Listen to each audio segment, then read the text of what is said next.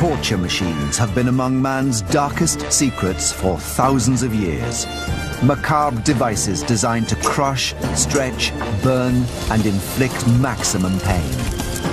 But which were the strangest, and how did they work? Ancient Discoveries probes the history of these instruments to explore a bloodlust that is truly bizarre. Did a demented Roman emperor drape his victims in a cloth of flames? Could ancient torturers have invented a device that ripped bone apart? And could the real Count Dracula have inflicted a lingering death by impaling his enemies with the precision of a surgeon? These are some of history's most horrendous death devices, investigated by Ancient Discoveries.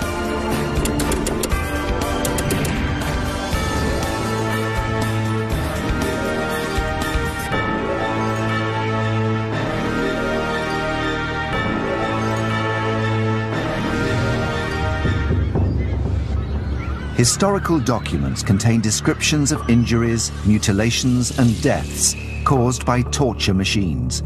But are these accounts accurate? Ancient Discoveries has brought together a group of experts to test some of these devices to see how they really work. Our investigation begins with a physical examination of how tension can rip a body apart. For millennia, bodies have been stretched to inflict pain. This torture has been practiced in different ways, but always working on the same basic principle: to stretch a person until he or she breaks at their weakest point. There are historical accounts of how this strain acts on the body, but there's been little scientific evidence to support them until now. Traditionally, we regard joints as being the weakest part of the body because there's not bone across joints. Bone is visualized as being very hard and very resistant to stress forces. Traditionally, if something's going to be ripped apart, it will be at a joint. But this may not always be true. What if ancient torturers designed a machine that applied tension to the body in such a way that it left joints undamaged and ripped bones apart instead? No self-respecting torture chamber would be complete without a rack. It's an absolutely ubiquitous item for persuasion. First used in ancient Greece, the rack has been popular for thousands of years. Torture was an accepted part of the legal system in ancient Greece. You weren't supposed to torture Greek citizens, but you could torture your slaves. Slaves in particularly ancient Greece were hardly considered human. They're often described as tools. One author refers to slaves as just being man-footed things, that they aren't really men. And it was thought that one of the only ways that you could get truth out of slaves was literally to pull the truth out of them. Historical accounts contain startling details of how the rack acted on the body. So cruelly racked at the pulleys that his limbs were forced apart at the joints. To see its effect on human bodies, Richard Windley has built a model of one of the earliest examples. Basically what we've got is a long ladder frame, which is two main long supports with cross pieces. The main sort of windlass device is this end. This is what actually produces the tension or the pulling. Now, one of the critical elements of this device is the use of this, what we call ratchet and pull system, and that's a kind of locking device. And the point of this is that one can increase the tension incrementally so that each little click of this thing is going to give just another level of pull and yet more discomfort to the poor unfortunate who's actually tied down on the rack. Richard is joined in his experiment by trauma surgeon Dr. Mike Edwards. They hope to find out just what this slow build-up of tension does to the body. Richard and Mike are using a pig's leg to test the power of the rack. A pig's knee is a good substitute for a human knee because the joints' structures are of similar strength and position in both species. I'm sure that tension's being taken equally. There we go. With that? Yeah, here we are. That's good. When that goes. James Dean, a specialist in creating three-dimensional schematics, is using technology specifically designed for Ancient Discoveries investigation. This is a pig's knee, and if we take a look and remove the skin, we can see the structures underneath which hold the knee together. First of all, we can see the muscles, and on the bottom we have the hamstrings. And then back on top we can see we have the quadricep, the tendons which connect the muscles to the kneecap, and then we also have the ligaments which are responsible for the bone-to-bone connections. Now if we simulate the rack and we start applying tension to the model, you can see that first of all it's the muscles which are opposing this force, and the muscle fibres are contracting and it's trying to pull and hold the knee together. But if we keep on applying the tension, we'll see that when we zoom in, that the muscle is starting to give way, that the filaments of the muscle are tearing, and the muscle itself is losing its ability to contract and hold the knee together, and so we see the first signs of extension.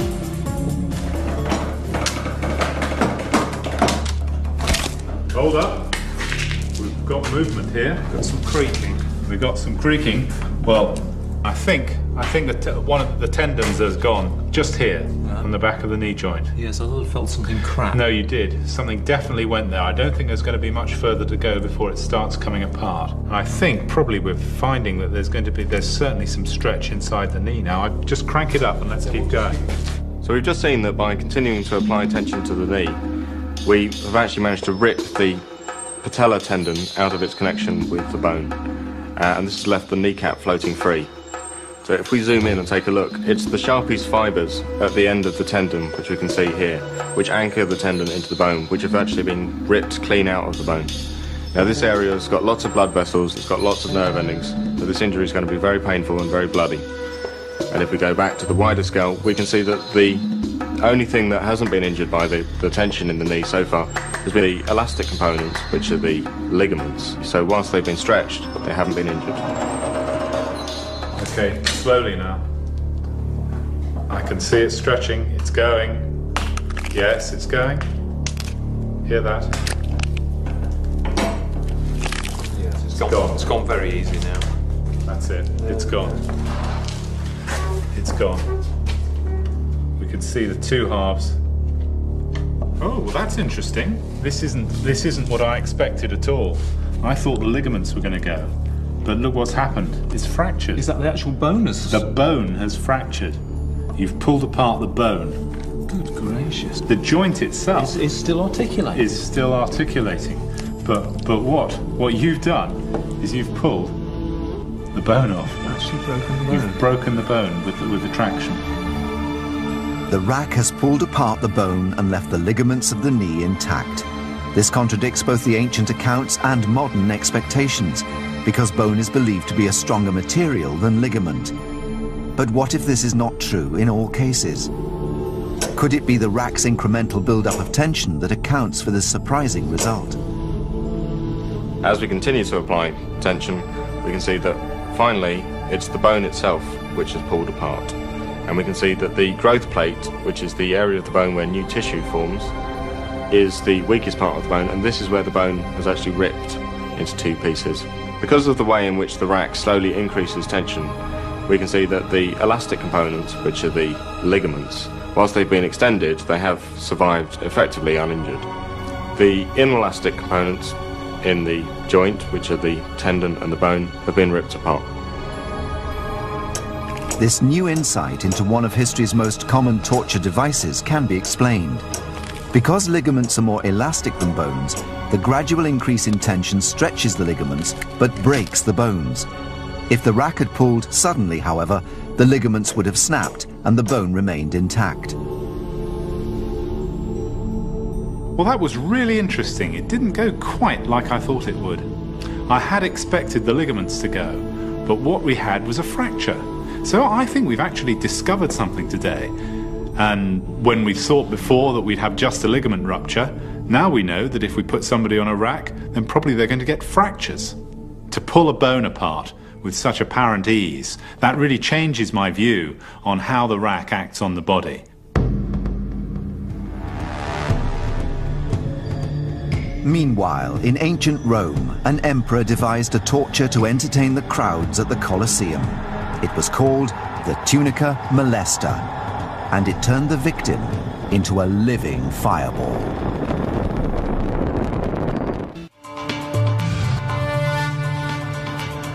In the ancient world, the masses were often entertained with displays of torture and death, and this was never truer than in the Roman games.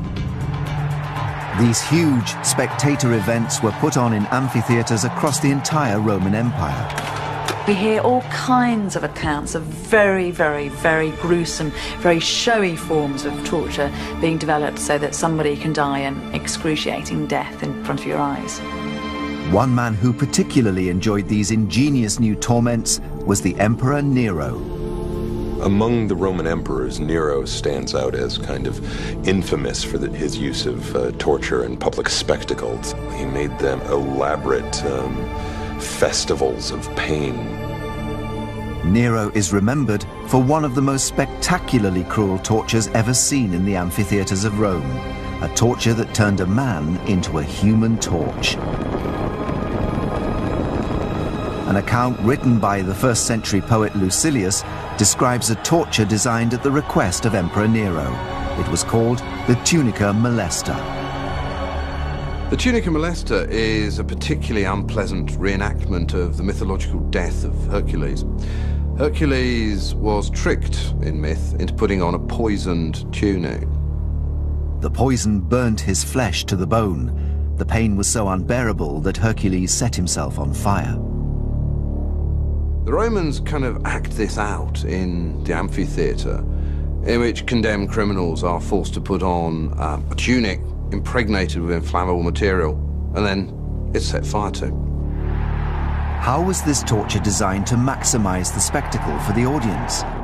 By creating an explosive and long-lasting fireball on a living human being. It is hard to say for certain exactly what the tunica molesta would have looked like. It would have been a fabric tunic, probably linen, coated in flammable material.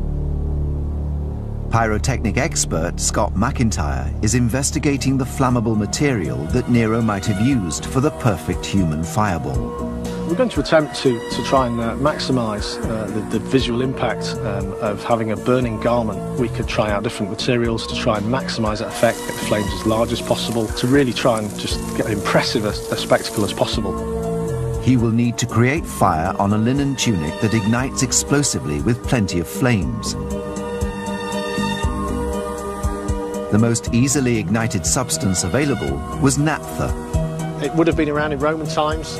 It's a very thin liquid, looks just like water, but it contains flammable vapours that will be readily given off at this kind of temperature.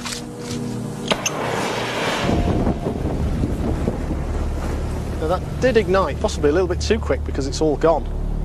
We did get an instant burst of flame there, but it didn't last very long. It was quite spectacular, but very, very short-lived.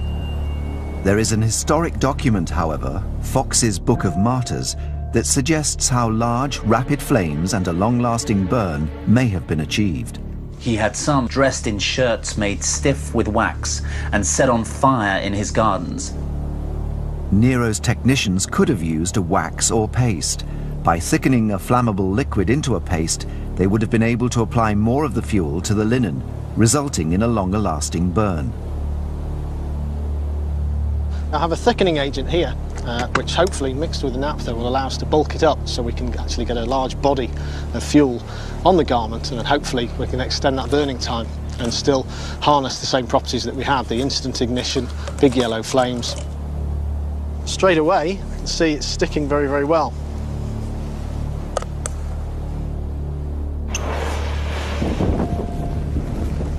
Wow, that ignites instantly. Hopefully should burn quite a lot longer. Yeah, there's a lot more fuel burning there. The flames are quite ferocious, and it's gone right the way through the material.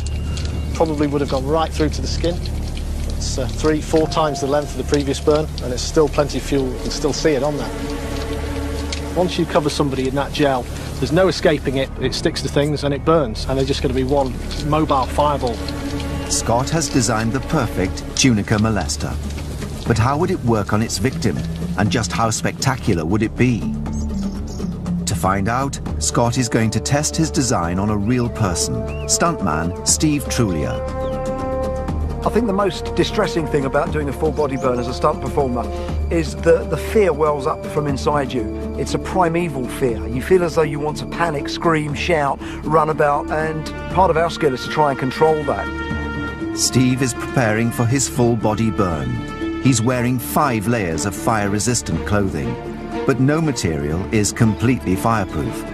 The naphtha gel has not been used on a human being for thousands of years, and once it is alight, it's totally uncontrollable. See the thumbs up if you're happy.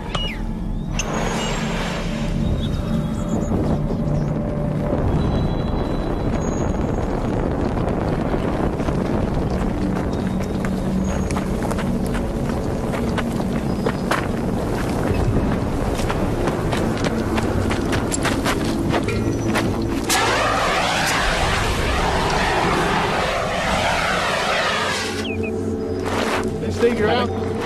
Hey, Steve! Okay.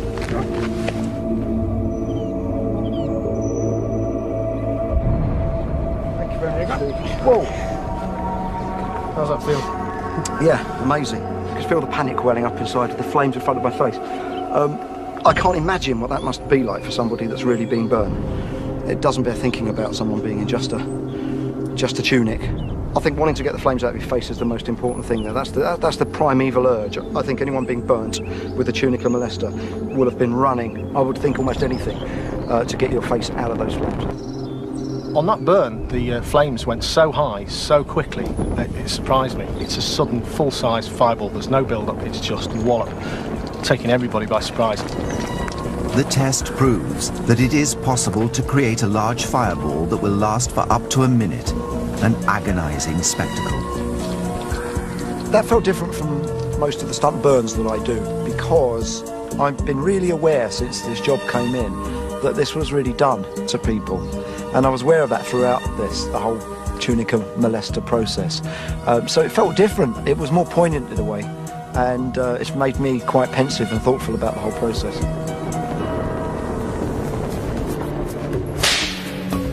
Whipping was a common form of punishment in the ancient world.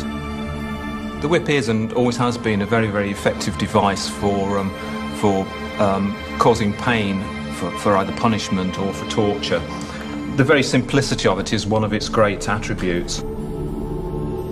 It was never more popular than in the Roman Empire. The Romans seem to favour whipping. You know, famously we think about Jesus Christ being flogged on his way to the cross. Flogging was a very, very usual form of punishment. This popularity led to developments in the technology of the whip, and the most fearsome of all was the scorpion. This has actually got metal attachments on the end which are hooked, and these are actually sharpened, so this is going to be a really very nasty device. If these hook into the flesh and they're snatched back, you know, one would imagine that these would cause quite significant injury. Could it rip skin clean off the human back, or even cut down to the bone? Within the Roman Empire, punishment could only be administered under strict laws. There were special rules passed which only permitted a maximum of 40 strokes. It was a punishable offence to administer more than 40 lashes. Exceeding 40 strokes risked accidental death. What was often done, they would only actually inflict 39, so any errors of counting and then still be on the safe side. To discover what 39 scorpion lashes could do to flesh, Richard Windley will be joined by trauma surgeon Mike Edwards. They will test the effect of the whip on a pig carcass. Pig flesh is a close representation of human flesh because the skin and tissues are similar in both species.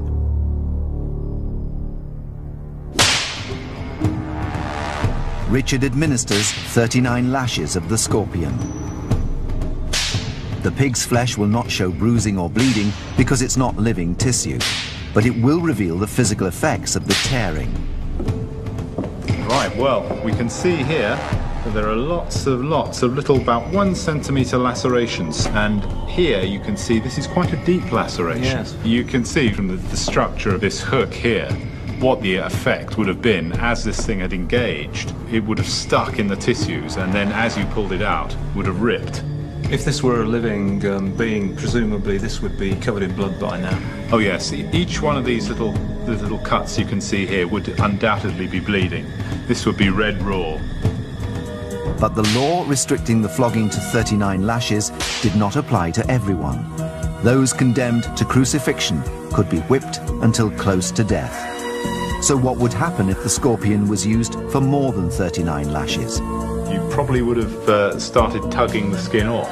I think the chances are you could even be whipping down to the bone with something like this, and you'd be tearing the strips of flesh off the ribs. This was the fate of thousands of men and women that were crucified under the Roman Empire. Before being hung on a cross, they endured countless strikes that cut into the bone.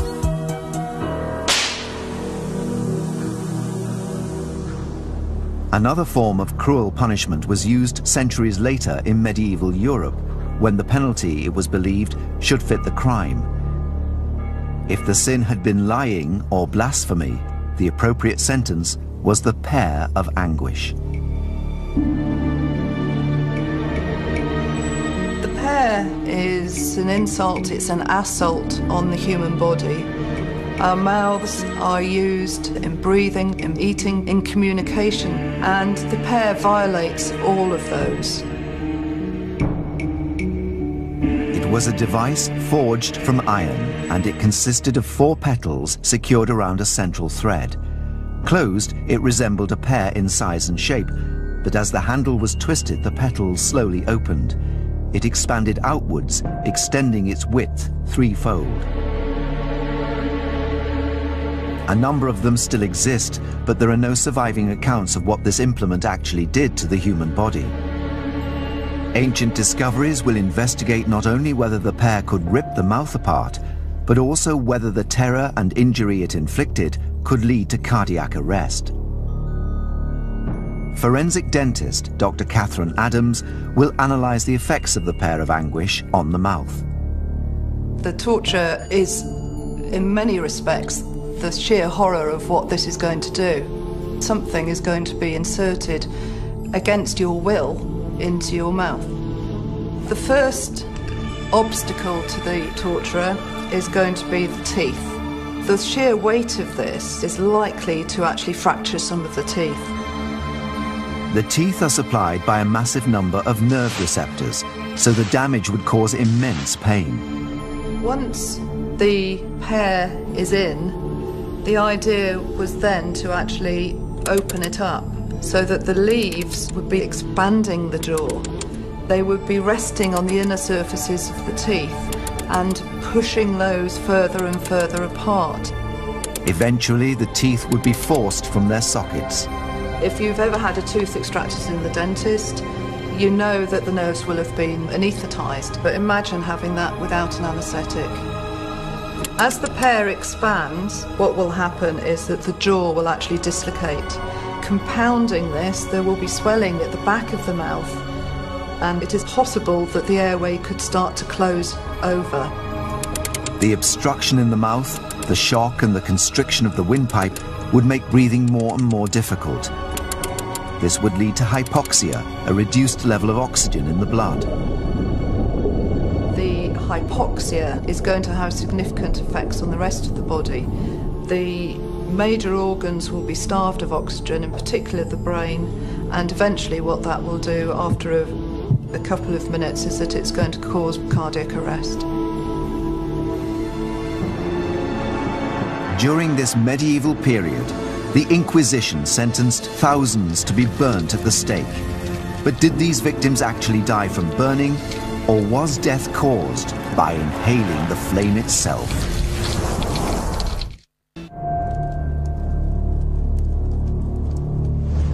Medieval Europe was subjected to the Inquisition's reign of terror. The Inquisition was established by the Roman Catholic Church to crush opposition from heretics. Those found guilty of religious beliefs that opposed Catholicism were believed to have sinned against God and the Church. Thousands of people were sentenced to death. burning them was considered a mercy.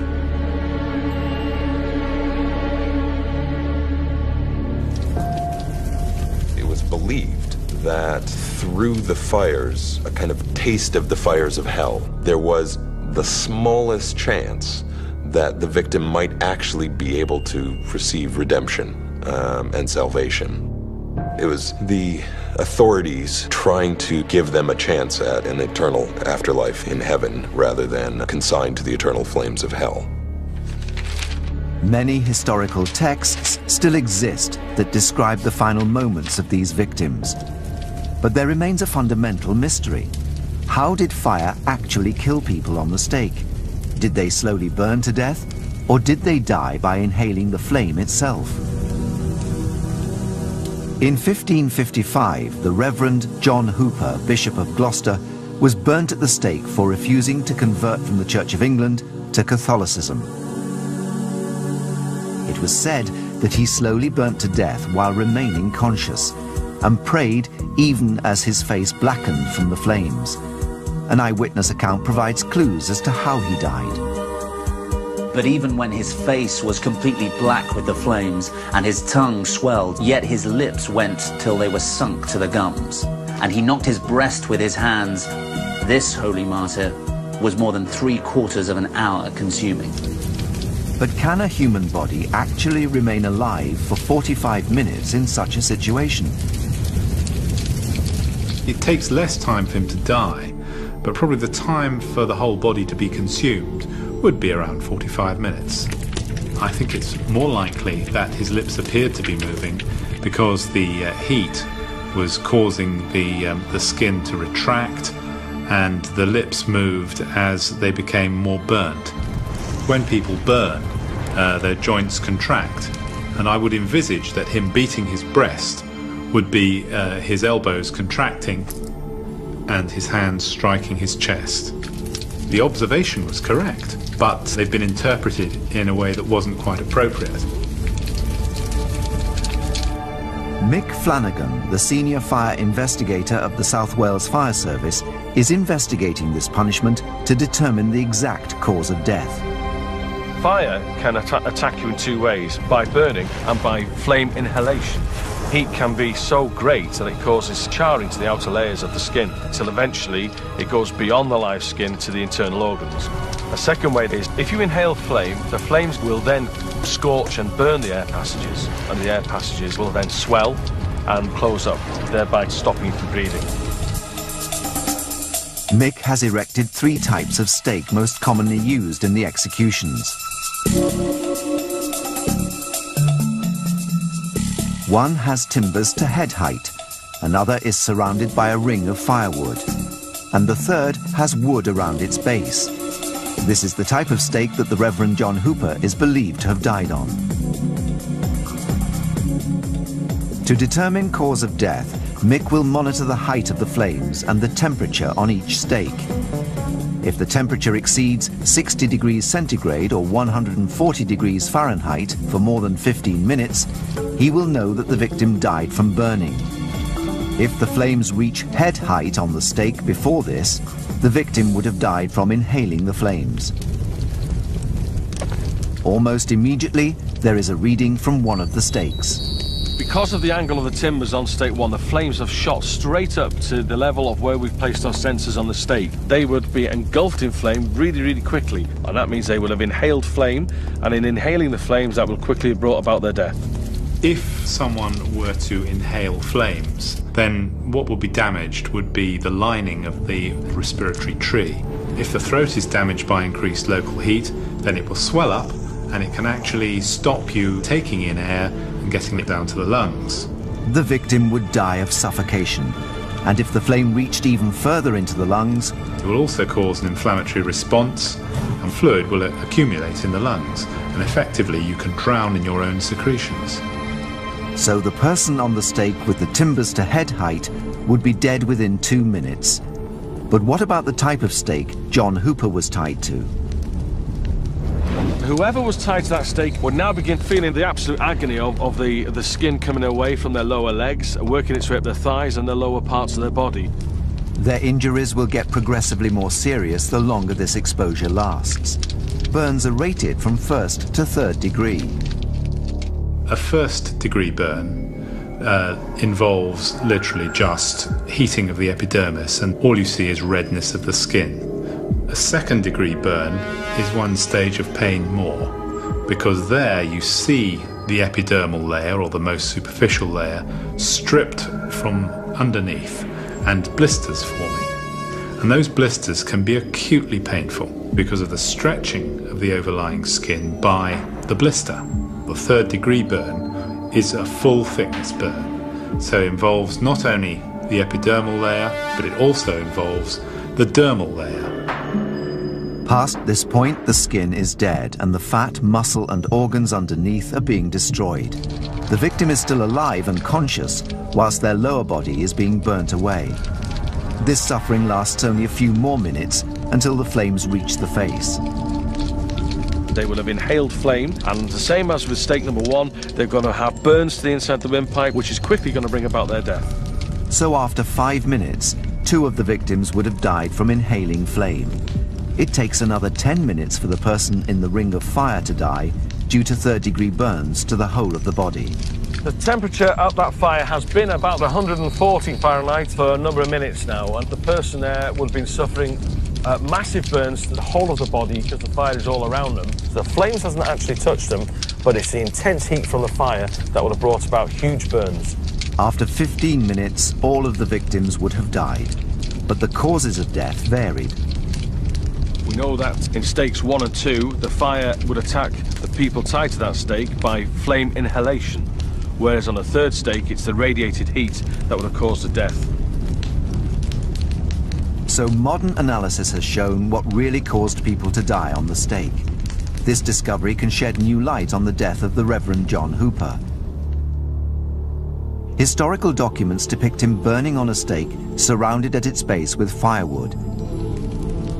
If this is accurate, then he would first have suffered serious burns to the legs, followed minutes later by injury to the windpipe brought on by flame inhalation. And the Reverend John Hooper would have died from drowning as his lungs filled up with fluid. Perhaps the most gruesome form of torture in history was specifically designed to prolong suffering. Its creator ruled over medieval Transylvania, where he was given the nickname Devil. His real name was Vlad Dracula. Impalement has been used for at least 3,000 years, but one man took this method of torture to a terrifying extreme. Vlad Dracula, also known as Vlad the Impaler. The reason that we remember Vlad is because he was a man of quite exceptional cruelty. His legendary bloodlust inspired the Count Dracula myth. Future generations would associate him with the undead, with vampirism, but the original Dracula was even more terrifying than anything that could be created by Bram Stoker or Hollywood or anyone else. Vlad Dracula impaled his victims in the most terrifying way ever seen. Vlad's favorite method of impalement was horrific. He did it vertically, inserting the stake through the rectum so that it went right up through the core of the body to emerge through the mouth.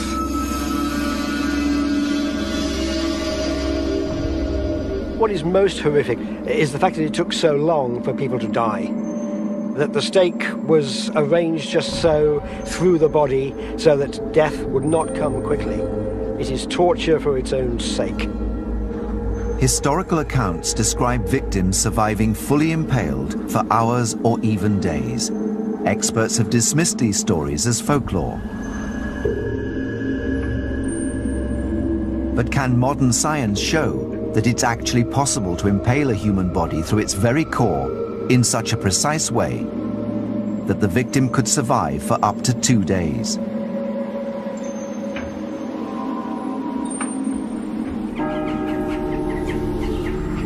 Criminologist and historian Marian Troe is traveling to the heart of modern-day Romania to discover the real Dracula, 500 years after his death. Vlad Dracula was one of several rulers of Wallachia in the Middle Ages, the country today we call Romania. The Middle Ages was a vicious time when cruelty was acceptable. But the legend of Vlad is that he went beyond that. This is almost certainly the kind of stake that Vlad the Impaler would have used. It's made from pine, and Wallachia is full of pine forests. And he had in his army a team of men who were called amlas. And their job was to look out for straight timbers like this in a forest. They would then cut the tree down, and they would sharpen that end. That's the end that goes into the ground, and I think 4 men would be able to do that job very, very quickly indeed, in minutes. And this end, therefore, is the end that will be inserted into a human body. But could Vlad really have devised a way to make his victims survive for hours or even days on the stake? Trauma surgeon Dr. Mike Edwards and three-dimensional graphics designer James Dean are investigating this seemingly impossible claim. If a stake is travelling through the pelvis and abdomen into the chest, all these areas are very richly supplied with blood vessels and nerves and organs. The chances of one of these vital structures being hit are exceedingly high. If the major blood vessels or organs are damaged, death will be rapid. People probably wouldn't be able to live more than a few minutes. James and Mike will impale a computer-generated body to discover whether there is a path from rectum to mouth that can avoid these delicate structures. If such a route exists, then it is possible that Vlad could also have discovered it, and thus devised a method of impaling that prolonged death. We're using a 3D model of a person. We can have a look at bones, we can see the organs, we can see the blood vessels, and we can manipulate that in 3D and see if we can find a route to get a stake to go through it. So this is the stake here. If you insert it to this level here, which is about the level of the 5th lumbar vertebrae, so up to about here. Now there's the point. We're in the danger area here. The stake is advancing through the pelvis. If it damages either of the major blood vessels, the vena cava or aorta, the victim would die from internal bleeding within minutes. Now if you advance the stake a little bit further, the stake is coming up behind the bladder, but in front of the main blood vessels. Now, if when, say, Vlad was experimenting with this, he found that people were dying very quickly, he perhaps might decide to alter the angulation to try and avoid those vessels. We've avoided the main blood vessels. So the person will be suffering no life-threatening injuries at this point, but the stake must proceed next through the bowel. Now it's perforated through there. I think it's got to perforate. Okay. There's no way that it could travel all the way up here and all around there. It would seem impossible to impale someone in this way without puncturing the bowel, an injury that releases a flood of bacteria into the body cavity, leading to infection and death within 2 days. It must have been absolutely astonishing amount of pain, and the sort of mind that would want to inflict this, you just can't imagine, can you? Vlad grew up in a violent world. Wallachia was at war with the Turks, and Dracula had been a child prisoner. Dracula was a prisoner of the Turks from the age of 12, and he learned cruelty at their hands.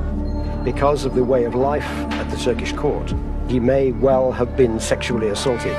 This, he saw, was a means of revenge. He could use the notion of that sexual assault, and he could twist it in his own mind into impalement. And it colored the whole of the rest of Dracula's life.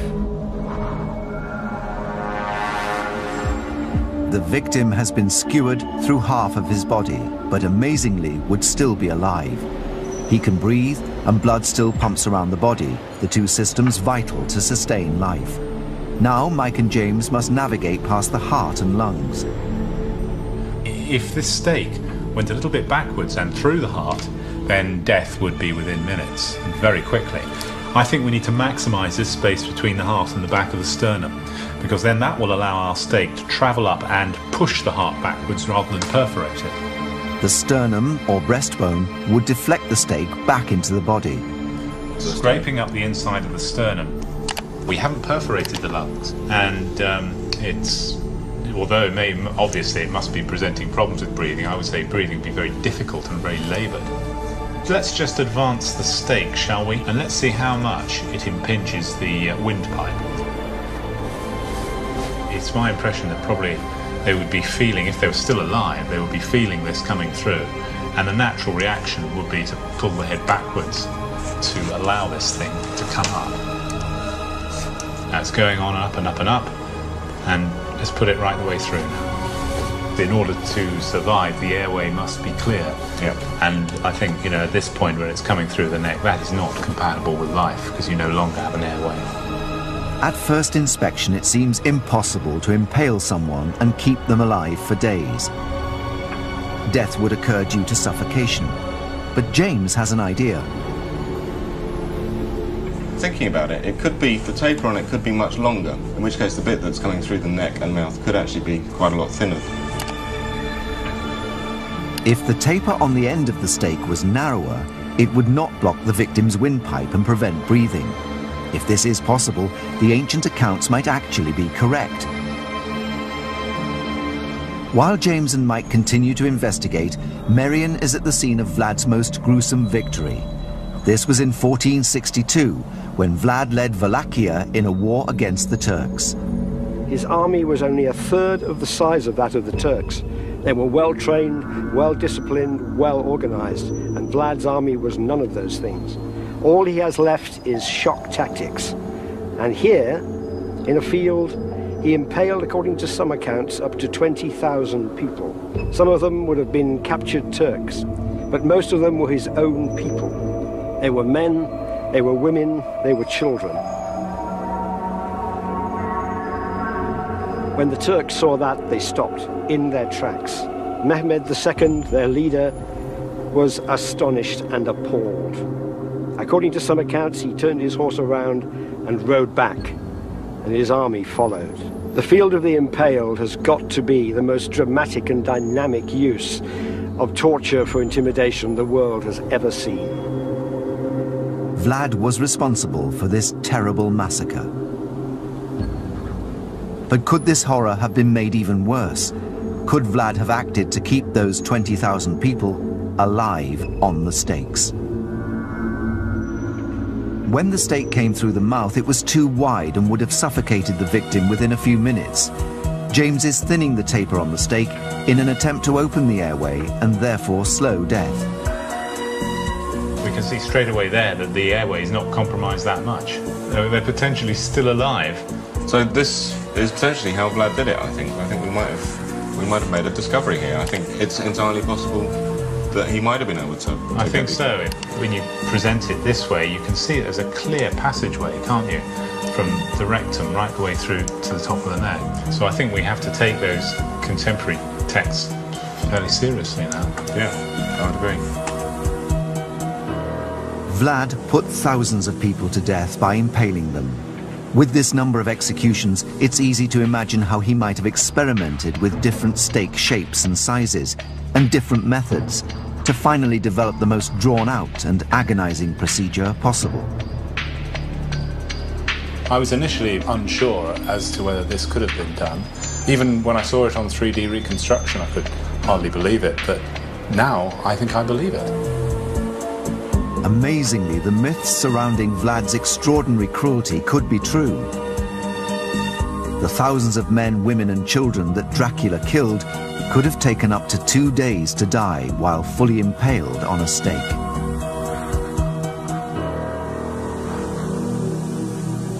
Ancient Discoveries has shown how the most bizarre, mysterious and sophisticated torture devices may have worked, and how ancient torturers used their knowledge of technology and anatomy to develop ever more gruesome techniques.